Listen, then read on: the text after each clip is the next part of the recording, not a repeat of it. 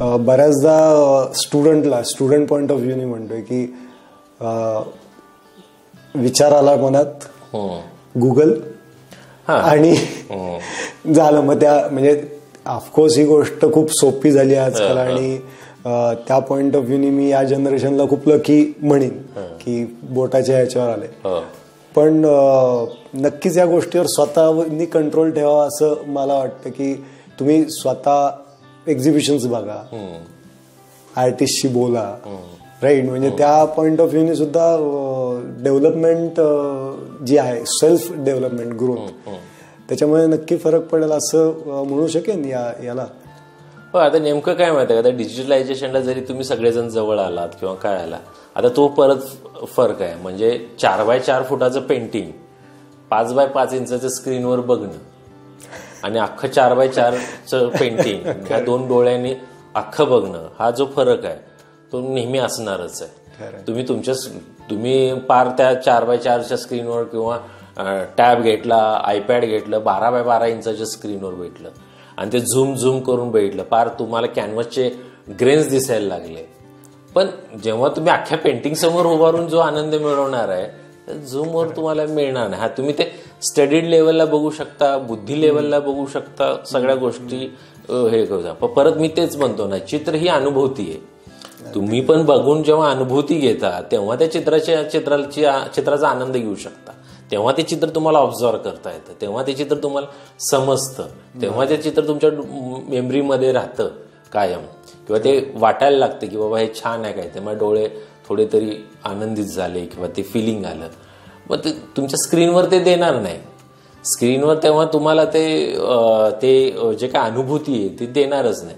त्यामुळे जरी स्टुडंटांना वाटलं असलं की बाबा आता ते बऱ्याच वेळा झालेलं, आम्ही पण बऱ्याच वेळा डिबेट वेळा बघतो की जेव्हा आधी हे डिजिटलायझेशन नव्हतं, एखाद्या आर्टिस्टचा डेमो आहे, म्हणजे मी साताऱ्यासारख्या कॉलेजला शिकलो, तर तिथं तसं सातारा छोटंच शहर आहे. मग आम्हाला जेव्हा पुण्यात कळायचं बाबा नाही वडणगेकरांचं एक्झिबिशन लागले बालगंधर्वला आणि त्यांचा डेमो आहे, तर आम्ही साताऱ्यावरनं तो डेमो बघायला यायचो किंवा साताऱ्यावरनं आम्ही ते चित्र बघायला यायचो. त्यामुळे ते आम्हाला क्युरियोसिटी असायची, ते फील असायचं, तो फील बघितलं जायचं.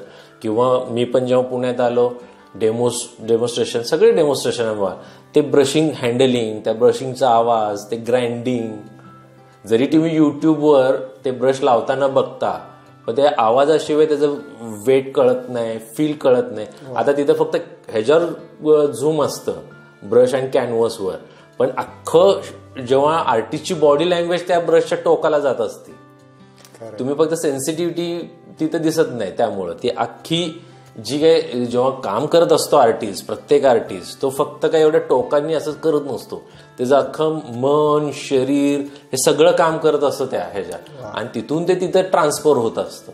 हे कधी बघू शकता तुम्ही, ते लाईव्ह बघितल्याशिवाय तुम्हाला येणारच नाही. तो आवरा कळणार नाही, त्या आजूबाजूचं वातावरण कळणार नाही, त्या आजूबाजूच्या वातावरणाचा परिणाम कसा चित्रावर होतो ते कसं कळणार.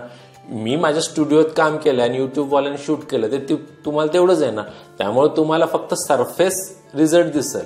म्हणून बऱ्याच वेळा काय होतं, अरे त्यांचं चांगलं होतं माझं का होत नाही, कारण त्यातली जी गोष्ट आहे की त्यांनी वेगवेगळ्या ॲटमॉस्फिअरमधनं ते फील करून ते आज तुमच्या पुढे सादर केलेलं आहे. तुम्ही जस्ट ते घेताय आणि कॉपी पेस्ट करताय. कॉपी पेस्ट करताना मग ते तुम्हाला ते आनंद मिळणार नाही, ते फिलिंग मिळणार नाही, ते अनुभूती मिळणार नाही. हा फरक येतोच. म्हणून सगळ्यांनी आहे ना लाईव्ह बघितलं पाहिजे, लाईव्ह डेमॉन्स्ट्रेशन बघितले पाहिजेत, लाईव्ह काम केलं पाहिजे. आणि दुसरी गोष्ट, आज आम्हालाही छान वाटतं की गुगलमुळं का बरेच रेफरन्स मिळतात, बरेच रेफरन्स सर्च केलं जातं, ते घेतलं जातं. आता आम्ही त्याला रेफरन्स म्हणून बघतो, आम्ही फायनल चित्र म्हणून बघायचं. कुठलाही आकार, म्हणजे मी जर फिगरेटिव्ह करत असलो किंवा काही वेळा एखाद्या विषयासाठी रेफरन्स पाहिजे असतो, ॲनिमलचे रेफरन्स पाहिजे असतात, हे पाहिजे असतात, तेव्हा हा शब्द महत्वाचा आहे. मी फक्त रेफरन्स म्हणून यूज करतो. जेव्हा रेफरन्स हा अति होतो तेव्हा तो मग त्या फोटोच्या आहारी जातो. मग त्यातलं स्वतःचं म्हणणं जे आर्टिस्टचं आहे ते निघून जातं. मग तो फोटो पेंट करायला लागतो. म्हणजे मग आपल्याला ते कळलं पाहिजे की आपण गुगल टूल किती वापरायचा किंवा त्याची लिमिटेशन्स काय आहेत. तर त्या प्रत्येक आर्टिस्टनी त्या थोड्याशा विचार केल्या पाहिजेत किंवा प्रत्येक विद्यार्थ्यांनी त्याचा विचार केला पाहिजे. आता त्याच्यानंतर आणि पुढची गोष्ट अशी आहे की ह्या गुगलवर एवढं सगळं येऊन पडलेलं आहे, त्याच्यामुळं तुम्ही कुठलं ऑथेंटिकेशन पकडणार हा एक मोठा मुद्दा येतो. त्याच्यासाठी मग तुम्हाला परत ज्या ऑथेंटिक ज्या गोष्टी आहेत, लिटरेचर असेल, वाचन असेल, म्हणजे पुस्तकं आहेत, ग्रंथालयातली पुस्तकं आहेत, रेफर पुस्तकं आहेत, ह्या गोष्टीशिवाय तुम्हाला पर्याय नाही आहे. म्हणजे हे जे सगळं आहे, गुगल असेल, डिजिटल असेल, हे जस्ट तुम्हाला मदत करण्यासाठी, म्हणजे तुमचे कष्ट कमी करण्यासाठी आलेले मानधन हे आहेत म्हणतो मी, काय घटक आहेत ते, किंवा ते टूल्स आहेत. आणि एक तुमचा व्यावसायिक ग्रोथ होण्यासाठी आलेले इंटरनेट हे टूल आहे. तुम्ही त्याचं कसं किंवा मग तुम्ही त्याच्या आहारी किती जायचं हा परत तुमच्या हातातली गोष्ट आहे. जर मी प्रत्येक वेळेस मला विषय दिला किंवा विषय आला की मी पहिला जर गुगल घेऊन बसत असेल तर मग मी सरळ मग त्याच्या आहारी, म्हणजे मी फोटोच्या आहारी जायला लागेल, त्या रेफरन्सच्या आहारी जायला लागेल. आधी मी माझं काम केलं पाहिजे. म्हणजे आजही मला खूप विषय आला किंवा विषय सुचला तर मी माझं स्क्रिबल करतो आधी, की स्केच करतो किंवा एक स्केच. आता ती आमच्या गुरूंकडनं आलेली आम्हाला काय म्हणतो प्रवाह आहे तो किंवा तो संस्कार आहे आमचा, की बाबा कुठलीही गोष्ट जेव्हा सुचतं किंवा स्ट्राईक होतं जाता येता वगैरे, पहिला त्याचं स्क्रिबल करून ठेवा, स्केच करून ठेवा, नोंद करून ठेवा. मग ते आम्ही पेन्सिलनी असेल, कागदावर असेल, ह्याच्यावर असेल, ते स्केच करून ठेवलं की तो क्षण ते सगळं तिथं फ्रीज होतं आणि ते अॅटमॉस्फिअर पण फ्रीज होतं तिथं. त्या कारण पेनाच्या आपोआप तुमचं ब्रश, पेन जे काही टूल आहे ते कमी जास्त दाब ते आपोआप देतं आजूबाजूने. तुम्हाला ते सांगावं लागत नाही आता थोडं दाब देऊ, थोडं कमी देऊ, नाही, ते सहजगत्या होत असतं आणि ते सगळं तिथं येतं ते. आणि मग तुम्ही तिथं ते फ्रीज करून ठेवता. जर त्याचऐवजी मी फक्त फोटो जर घेतलं तर त्या फोटोमध्ये एवढ्या गोष्टी असतात, नेमकं मला त्यावेळेस कायच बघायचं होतं हे कळत नाही. आजकाल आपलं तुम्ही आणि मी आपण सगळे बाहेर जाताना ना, मी बऱ्याच वेळा बघितलंय, आर्ट स्टुडंट्स असतील किंवा असतील, खचाखच लँडस्केपसाठी रेफरन्स, याच्यासाठी रेफरन्स, त्याच्यासाठी रेफरन्स, हे सगळं गोळा करून ठेवायचं. आणि नंतरनं जेव्हा कालावधी जातो आपला की बाबा एक 15-20 दिवस आले की मग ते आपण काढतो, मग हे करतो, मग तो स्पॉट तेव्हा काहीतरी वेगळं सुचलेलं असतं, आता ते दिसायला लागत नाही, तिसरंच दिसतं. कारण जेव्हा आपण स्केच करत असतो ना, आपण पिन झालेलो असतो, आपण चित्राकडे गेलेलो असतो आणि मला काय ह्यातलं चांगलं वाटलंय, मला काय आहे ते तेवढंच ते ड्रॉ होतं. अनावश्यक गोष्टी निघून जातात. पण फोटो तसं नाही. फोटो किंवा डिजिटल इमेज आहे, गुगल जे आहे ते सगळंच घेतं.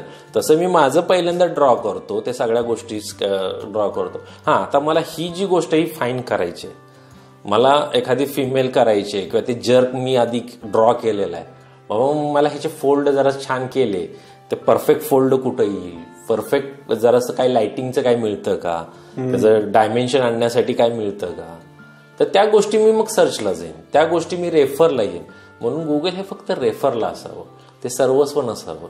शेवटी तुम्ही तुमचा प्रयत्न केला पाहिजे. नाहीतर आता बरेच जण काय होतं की दिसतं चित्र हे गुगल रेफर आहे, एका झटक्यात दिसतं, कारण तो त्या फोटोच्या आहारी जातो, त्या सगळ्या गोष्टीच्या आहारी जातो आणि त्यातलं त्याचं चित्र बाजूला राहायला लागतं. तर ते फक्त तेवढं केलं पाहिजे. स्केच हे सर्वात चांगली नोंद आहे तुमची, त्या आशयाची, विषयाची. स्केच ही खूप चांगली आहे आणि तुम्हाला काय म्हणायचं ते स्केच फ्रीज करून ठेवतं. तो क्षण असेल, तो विचार असेल, तो फ्रीज करून ठेवला जातो.